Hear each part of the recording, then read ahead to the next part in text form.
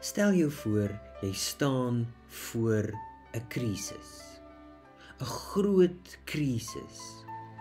Miskien skaamte, twyfel of onsekerheid.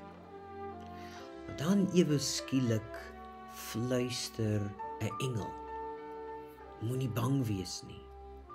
Moenie bang wees nie.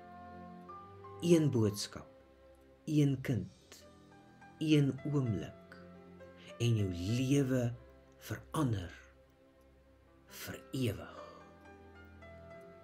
En dit is presies wat in Matteus 1 vanaf vers 18 gebeur. En daar sien ons Josef se dilemma. Maria is swanger voor die troue, maar God gryp in deur 'n droom. En God sê vir hom, maar ek is Immanuel. Dit is Immanuel, God met ons. God is nie ver nie. God is hier by jou. En dit is lekker positief. Want so kan ons ook sê, maar ons is ook geseënd met God se teenwoordigheid. Ek is ook geseënd met God se teenwoordigheid. Jesus is gebore vir my, ook vir my. En ek is nie alleen nie. My verlede is vergewe.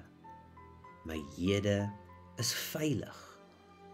En my toekoms is helderder as kersligte, want my toekoms is saam met hom.